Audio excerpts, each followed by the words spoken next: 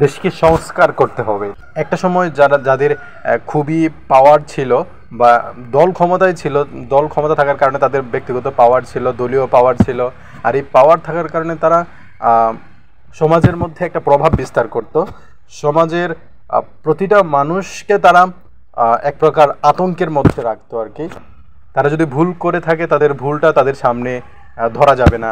তারা যদি কখনো ন্যায়ের বিপক্ষে থাকে তখন তাদের সামনে সরাসরি ন্যায়ের কথা বলা যাবে না। বললে কি হবে? বললে আপনি গ্রেপ্তার, গুম, খুন। গ্রামীণ কোনো পাতি নেতা হয়ে থাকে হয়তো বা সাথে সাথে একটা হুমকি দামকি খাইবেন, চর চর থাপড় একটা খাইবেন, মানে এটা খাইতেই বাধ্যতামূলক, স্বাভাবিক হয়ে গেছিল। এই পরিস্থিতি থেকে, এই স্বৈরাচারী থেকে কিছুটা পরিত্রাণ হয়েছে এখন। এইটা করছে ছাত্র জনতা।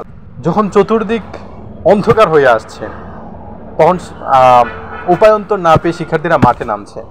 কোটা সংস্কারের সমন্বয়কারীদেরকে প্রতিহত করার জন্য সরকারের পালিত বাহিনীরা মূলত এটা প্রতিহত করার জন্য আসছিল সরকারের হুকুমে বা ঊর্ধ্বতন কর্মকর্তার হুকুমে। কারণ তাদের একটাই ইচ্ছা, সরকারকে টিকিয়ে রাখতে হবে। আর এই সরকার তাদেরকে এতটা লোভ দেখিয়েছে বা তাদেরকে এতটা দিয়েছিল একটু তাদের চাকরি বাকরির ক্ষেত্রে, তারা এই যে সাধারণ মানুষদের কাছ থেকে ট্যাক্স ভ্যাট এতটা বেশি সরকার উদ্ধার করে কিন্তু ওই সরকারি কর্মকর্তাদেরকে সরকার মানে পুষে রেখেছিল। সরকার পুষা বিড়ালের মতন রেখেছিল। এখন সেই পুষা বিড়ালদেরকে মাঠে নামিয়েছে ছাত্রদেরকে প্রতিহত করার জন্য। যদিও তাদের মনের বিরুদ্ধে গিয়ে কাজটা করতেছে, তারাও মনে চায় না যে ছাত্রদেরকে গুলি করি। সো তারা চাকরি বাঁচাতে, পেট বাঁচাতে তারা আসলে কাজটা করেছিল। আবার তাদের সাথে দেখা গেছে কি লিয়াজো হয়ে আরেকটা সংগঠন, যেটা ছাত্রলীগ নামে সন্ত্রাসী সংগঠন, তারা কিন্তু সুযোগ পেয়ে অস্ত্রধারী ক্যাডাররা অস্ত্র হাতে নিয়ে, কারো হাতে পিস্তল, কারো হাতে রামদা বটি, কারো হাতে লাঠি, কারো হাতে আবার গ্রেনেডও আছে। তো এইসব হাতে নিয়ে কিন্তু আবার পুলিশদের সাথে বা পুলিশদের পক্ষ থেকে পুলিশদের সাথে সংমিশ্রণ হয়ে তারা কিন্তু ছাত্রদেরকে আক্রমণ করছে। তো ছাত্ররা আহত হচ্ছে। সাইদের মতন ছাত্র, সে ভাবেনি আসলে যে নরপিশাচের মতন গুলি করা হবে। এইভাবে যেভাবে গুলি করা হয়েছে সে আসলে কল্পনাও করতে পারেনি। আমার মনে হয় সে কখনো কল্পনা করেনি তাকে গুলি করা হবে। তারপর তাকে গুলি করা হয়েছে, তাকে আহত নয় নিহত করা হয়েছে। পরপর একটা নয় 4টা গুলি করা হয়েছে। সো এটা আসলে কেমন মানবতা ছিল? 15, 16, 17 যখন খুব ভালো আন্দোলন শুরু হয়েছিল, 17 তারিখ যখন সাইদ নিহত হয়েছিল এইভাবে, তখন মনে হচ্ছে যে কোথায় বাস করছি, কি এক জালিমের অন্ধ কারাগারে বাস করছি। আসলে নিজেকে তখন খুবই অসহায় লাগছিল যে এজ এ বাঙালি হিসাবে। সো সেই জায়গা থেকে দেশটাকে ছাত্র জনতা একটা সূর্য উদিত সকাল তারা সৃষ্টি করেছে। ছাত্র জনতাকে স্যালুট জানাই।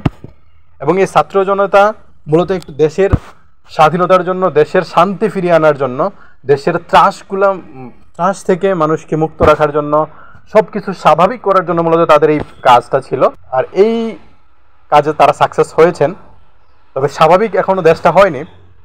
সো এই সরকার পতনের পরে কিন্তু আরেকটা চক্র দেখা গেছে কি, যারা একসময় খুব বেশি আক্রমণ করছিল, খুব বেশি মানুষদেরকে হয়রানি করতো, খুব বেশি মানুষদেরকে কষ্টে রাখতো, কিছু বললেই মানে হেট মেরে ফেলবো এরকম একটা ভাব তৈরি হইতো, তাদেরকে কিন্তু এখন আবার যখন তাদের দলীয় সরকার না থাকায়, সরকার পদত্যাগ করায়, বিরোধী দল বা অন্যান্য অঙ্গ সংগঠন বা সাধারণ মানুষ কিছু ওই ছাত্রলীগের ছেলেদেরকে বা ওই আওয়ামী লীগের মানুষদেরকে এক প্রকার হুমকি দামকি দেওয়া শুরু করছে। কারো ঘর ভাঙচুর করছে।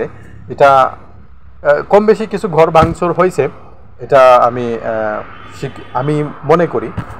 এটা যদিও অসুন্দর, তবে আমি মনে করি এটা প্রয়োজন ছিল। এই হুমকিটা যদি না দেওয়া হতো তাহলে কিন্তু তারা মনে করতো যে ভালো একটা পজিশনে আছি, আমাদের তো কিছু হয় নাই, আমাদের কিছু করতেও পারবে না, আমাদের কি বলে ক্ষমতা এখনো আছে, আমাদের পাওয়ার এখনো আছে, বা আমাদেরকে কেউ কিছু করবে না, বা আমরা এতদিন ভালোর পথে ছিলাম। মূল কথা হচ্ছে তাদেরকে যদি এই প্রতিহতটা করা না হতো তাহলে তারা মনে করতো যে তারাও এতদিন ভালোর পথে ছিল। মূলত তো তারা ভালোর পথে ছিল না। মানুষ ছাত্রলীগের নাম শুনলে মানুষ মানে এক কথায় আতঙ্কে থাকতো, আরেক কথায় মানুষ খুবই মন থেকে ঘৃণা করত। মূলত তাদেরকে দমিয়ে রাখার জন্য হুমকি দামকি দেওয়া হয়েছে। সো এটা আমি খারাপ কিছু দেখি না। তবে এখন পর্যন্ত এখনও যদি তেমন হুমকি দামকি বা কাউকে আক্রমণ করার জন্য যান অথবা কারো বাড়িঘর ভাঙার জন্য যান, এটা আপনার জন্য নেগেটিভ হবে, এটা আপনি করবেন না। কারণ আইন নিজের হাতে তুলে নেবেন না। দেশে অন্তর্বর্তীকালীন সরকার গঠিত হয়েছে, আইনানুগভাবে ব্যবস্থা নেওয়া হবে। যারা এই হত্যাযজ্ঞ চালিয়েছে, যারা এতদিন লুটতরাজ করেছে, অর্থাৎ যারাই দোষী ছিল, এই দোষীদেরকে কিন্তু ধরে ধরে টেনে টেনে তাদেরকে বিচার করা হবে, আমি এটা বিশ্বাস করি।